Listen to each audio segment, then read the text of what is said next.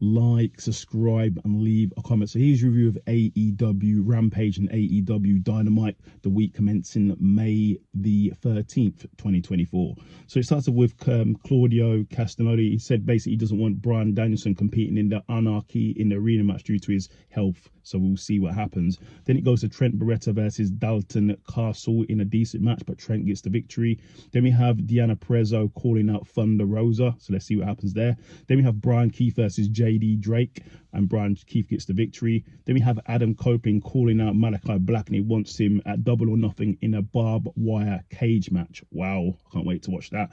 Then we have Deonna Purrazzo versus Lady Frost. Deonna Purrazzo gets the victory in a great match. Then we have Pac versus Johnny TV in a great match, but Pac gets the victory. Then we have, after the match, Bullet Club basically calls out Pac on the fact that he's been losing, now he's winning a little bit, and warns him not to get involved in their business. Then we skirt over to Dynamite. So Dynamite starts off with Jon Moxley and Bryan Danielson versus the Don Callis family. Really good match. Go and watch it, but in the end, Moxley gets the victory. Then we have Adam Copeland. He's about to come out and address the fans and address House of Black, but he's basically jumped by the House of Black.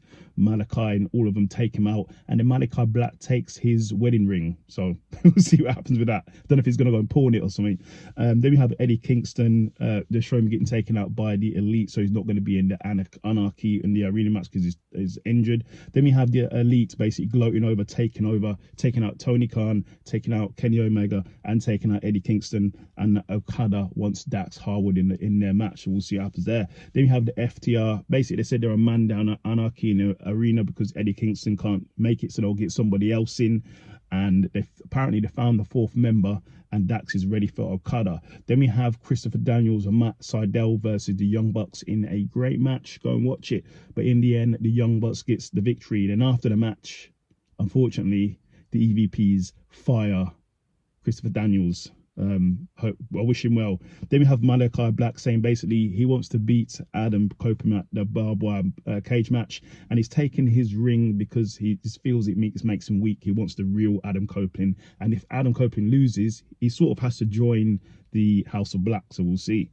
Then we have Hook versus some guy. Hook gets the victory. After that, Hook calls out Chris Jericho, and he wants Chris Jericho in a match, and basically says Chris Jericho needs to earn Hook needs to earn. Chris Jericho comes out and says Hook needs to earn a match against Chris Jericho, so he needs to win a match on probably Collision, and then get into a little bit of a brawl, and Shibata comes out for the save. Then we have Swerve Strickland basically getting ready for his match. He's ready to beat and bury Christian Cage, and he's ready to take out Brian Cage too. Then so we go into Swerve Strickland, Whose House versus Brian Cage in a great match. This was a decent match. Obviously, Brian Cage is a big lad, but in the end, Swerve Strickland gets the victory. And after that, of course, Swerve Strickland is taken out by the patriarchy.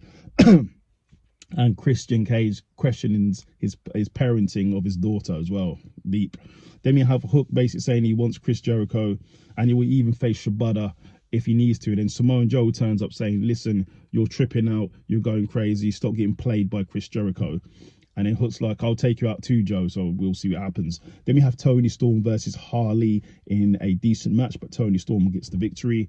Then we have Will Ospreay and Roderick Strong going back and forth due to the match at Double or Nothing for the International Championship. I'm about to say it there. Then we have Mercedes Moné and Willow and their contract signing. Obviously, they're going back and forth, and both of them talk about the history in wrestling. Mercedes Moné is talking about how she's broken glass windows, glass ceilings, and changed the whole wrestling industry, and she calls herself a GOAT.